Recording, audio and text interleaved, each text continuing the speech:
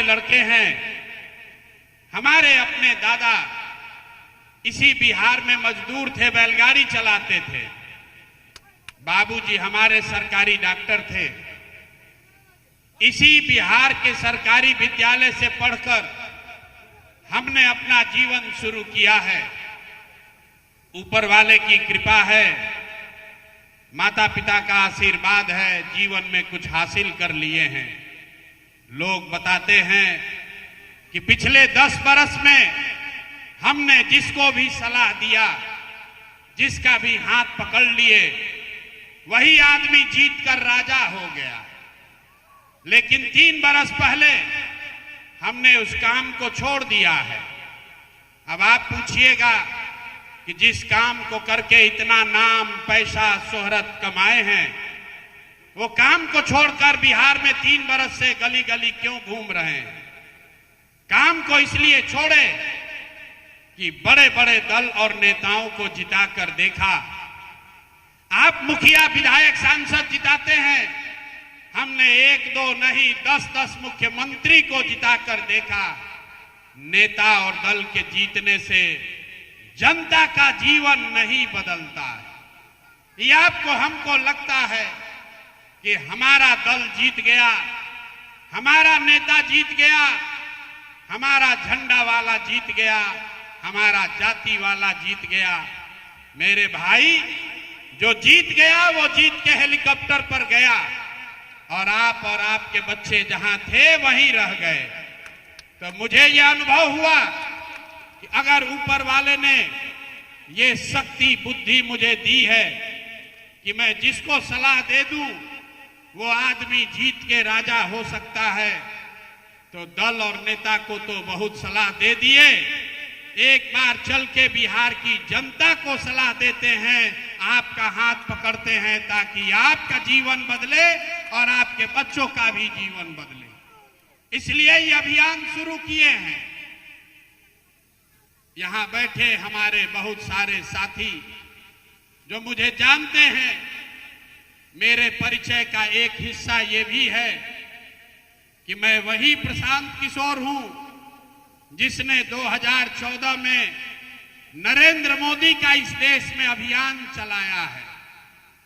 उस नजरिए से बहुत सारे यहां मुस्लिम साथी या मोदी जी के विचारधारा से इत्तेफाक न रखने वाले लोग ये कह सकते हैं कि अरे भाई, जिस आदमी ने, जिस लड़के ने मोदी का अभियान चलाया है उस पर भरोसा क्यों करें? बिल्कुल बात वाजिब है। लेकिन अगर आप मेरे परिचय का ये हिस्सा जानते हैं कि 2014 में इस देश में मोदी जी का अभियान हमने चलाया है, तो आप में से कुछ लोग ये भी जानते होंगे कि 2014 से 2024 तक इस देश में मोदी और अमित शाह, भाजपा जहां कहीं भी हारा है, हराने वाला नेता और दल कोई भी हो, उसके पीछे भी कंधा और बुद्धि इसी प्रशांत किशोर ने लगाया है। इसी प्रशांत किशोर ने बिहार में 2015 में महागठबंधन बनाकर भाजपा को यहां हराया। इसी लड़के ने पंजाब में कांग्रेस की मदद करके भाजपा और अकालियों को हराया। 2019 में आंध्र प्रदेश में, 2020 में महाराष्ट्र में, दिल्ली में, 2021 में तमिलनाडु में, बंगाल में, जितने जगह भाजपा हारी, हराने वाला दल और नेता चाहे कोई भी था, सबको सलाह यही लड़का प्रशांत किशोर दे रहा था। लेकिन अब मैंने वो सब काम छोड़ दिया और 2022 से 3 बरस से जो व्यवस्था बनाने की कोशिश कर रहे हैं, उसके मूल में एक ही बात है कि अगर भाजपा से मुकाबला करना है, अगर भाजपा से मुकाबला करना है तो एक ही हथियार है। उस हथियार का नाम है महात्मा गांधी। गांधी के विचारधारा को खड़ा करके ही भाजपा से लड़ाई लड़ी जा सकती है। और उसी प्रयास का नाम है जन सुराज। ये किसी व्यक्ति का दल नहीं है, किसी जाति का दल नहीं है, किसी परिवार का दल नहीं है। ये बिहार में 1 करोड़ लोग जिनको मैंने 2 साल पैदल चल के इकट्ठा किया, वो लोग जो अपने और अपने बच्चों के लिए एक नया राजनीतिक विकल्प चाहते हैं, जो लालू के डर से भाजपा और भाजपा के डर से लालू को वोट देने की राजनीतिक बंधुआ मजदूरी को खत्म करना चाहते हैं, ऐसे 1 करोड़ लोगों को इकट्ठा करके जो दल और विकल्प बना, उसका नाम है जन सुराज। ये प्रशांत किशोर का दल नहीं है और हम वोट नहीं मांगते हैं। ये वोट की सभा नहीं है, ये मशवरे की महफिल है। ये क्यों मशवरे की महफिल है? ये सुनने से पहले ये जानिए कि हम वोट क्यों नहीं मांगते। भैया, वोट मांगने वाला तो हर 1-2 साल पर कोई न कोई आपके पास आता ही है। जो आया यही कहा, भाई हमको वोट दे दो, हम आएंगे, तुम्हारा जीवन का सब काम हो जाएगा। यही सुन सुनकर आप जीवन भर से वोट दिए जा रहे।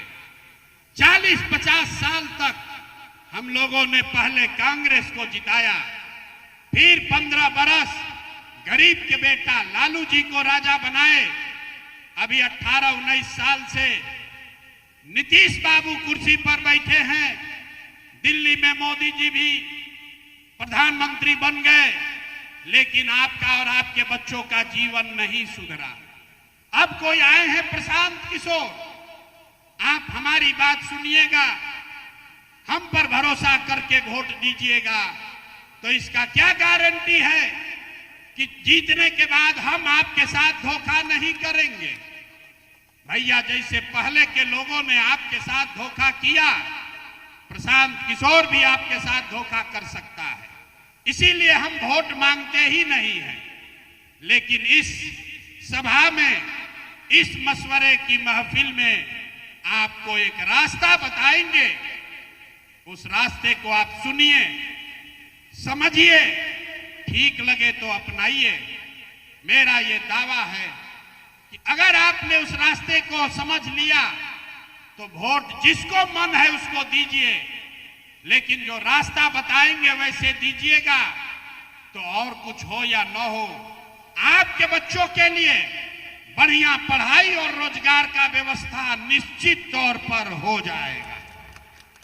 और अगर न हो तो सांसद विधायक का नहीं, प्रशांत किशोर का, अपने बेटे अपने भाई का गला पकड़िएगा।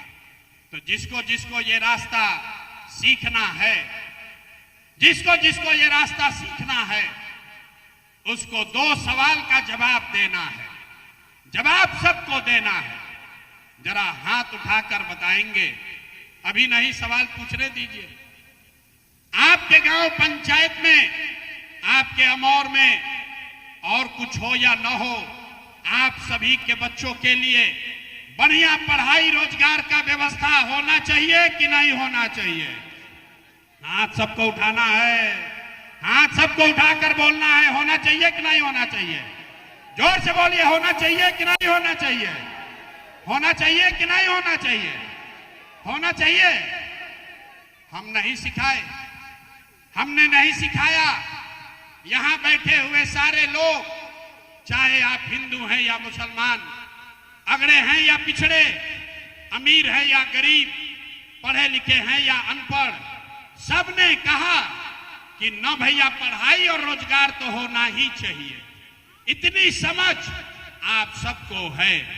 आपको मालूम है, अगर आपके बच्चे के लिए बढ़िया पढ़ाई रोजगार हो जाए तो कोई मुखिया बने, कोई विधायक बने, लालू बने, नीतीश बने कि मोदी बने, अगर आपके बच्चे के लिए पढ़ाई रोजगार हो जाए तो आपका और आपके बच्चे का जीवन सुधर जाएगा।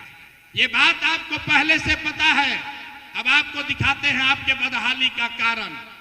एक बार जरा सब लोग अपने अपने बच्चों का चेहरा याद कर लीजिए, अपने अपने बच्चों का चेहरा याद कर लीजिए और अपने बच्चों के नाम पर ईमानदारी से बताइए, आप में से किसने जीवन में एक बार भी अपने बच्चों के पढ़ाई रोजगार के लिए वोट दिया है? देखिए पूरा अमौर का जनता का हालत देखिए, चुप। अभी कितना जोर से बोले हैं, ए भैया पढ़ाई या रोजगार होना चाहिए। अरे भाई, आपने तो अपने बच्चों के लिए पढ़ाई रोजगार के लिए वोटे नहीं दिया, आप दूसरे को गाली दे रहे हैं, आप लालू को दोष दे रहे हैं। आप कह रहे हैं कि लालू ने ठग लिया, कोई कह रहा है कांग्रेस ने धोखा दे दिया, कोई कह रहा है मोदी ने बर्बाद कर दिया। अरे भाई, आपने तो अपने बच्चों के पढ़ाई रोजगार के लिए वोट नहीं दिया, कैसे सुधार होगा? आप कहते हैं कि भैया हमसे तो कोई पढ़ाई रोजगार के लिए वोट मांगने आया ही नहीं। इसका क्या गारंटी है कि अगर हम पढ़ाई रोजगार के लिए वोट देंगे तो हमारे बच्चों को पढ़ाई रोजगार मिलेगा? बिल्कुल इसका गारंटी है। अभी आपको आपके आंख के सामने जादू दिखाएंगे, आप वोट जिसको मन है उसको दीजिए, आपके बच्चों को पढ़ाई रोजगार निश्चित मिलेगा। अभी आपको आंख के सामने दिखेगा। एक बार मेरे दूसरे सवाल का जवाब दीजिए, 2 मिनट में जादू दिखेगा।